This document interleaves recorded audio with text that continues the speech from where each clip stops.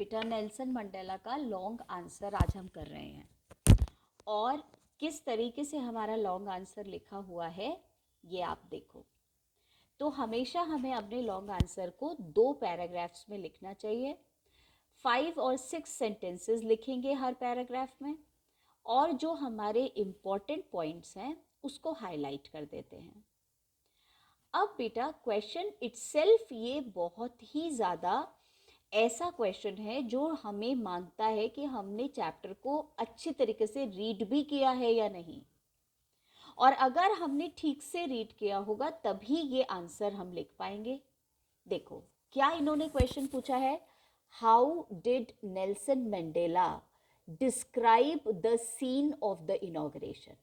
Inauguration का scene उन्होंने कैसे डिस्क्राइब किया। 100 to 120 वर्ड्स एंड 6 मार्क्स। आपने क्या ऐसा नहीं सोचना है कि सिर्फ फ्रीडम वाला पॉइंट पढ़ गए तो काम चल जाएगा, सिर्फ ट्विन ओब्लिगेशंस कर गए तो काम चल जाएगा। हर चीज़ को हमें ढंग से पढ़ाई करना है। तो बेटा इसमें कैसे इनॉग्रेशन का सीन डिस्क्राइब किया वो बताओ। तो पहले तो हम बताएंगे इनॉग्रेशन किसका हो रहा था और फिर हम लिखेंगे। बेटा ये जो मैंने फर्स्ट सेंटेंस लिखा है ये आप किसी भी लॉन्ग आंसर में यूज कर सकते हो नेल्सन मंडेला के। Nelson Mandela in his autobiography Long Walk to Freedom speaks about a historic occasion, the inauguration. तो बेटा उनकी ऑटोबायोग्राफी का नाम है लॉन्ग वॉक टू फ्रीडम। उसमें उन्होंने एक हिस्टोरिक ओकेजन की बात करी है, और वो हिस्टोरिक ओकेजन था द इनॉग्रेशन। इनॉग्रेशन किसका था, a new government of south Africa, democratic and non racial. He described the 10th May was bright and clear. तो यहाँ बेटा सीन ऑफ इनॉग्रेशन कैसा था, सबसे पहले कौन सी तारीख को और मौसम कैसा था।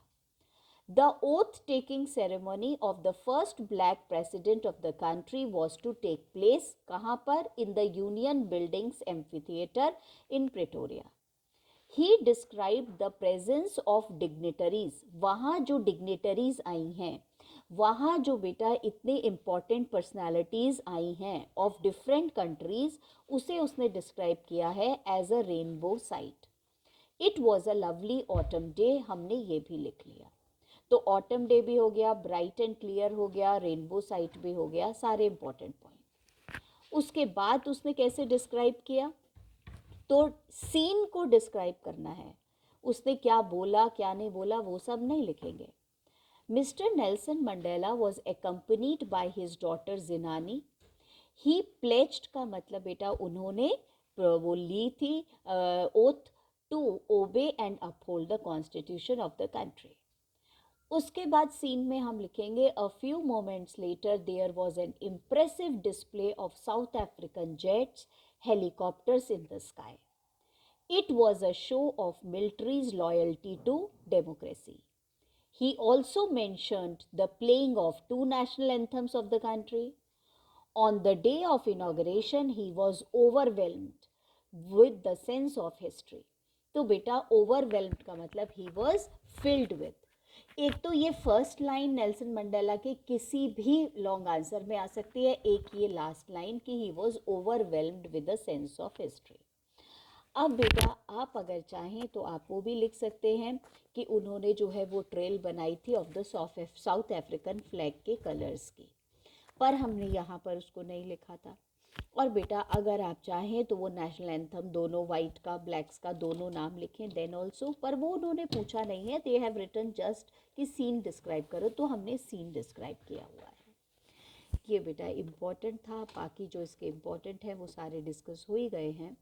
नेक्स्ट क्लास में अब हम आपके साथ में पोएम जो है वो डिस्कस करेंगे, और ग्रामर की एक्सरसाइज तो करते ही हैं।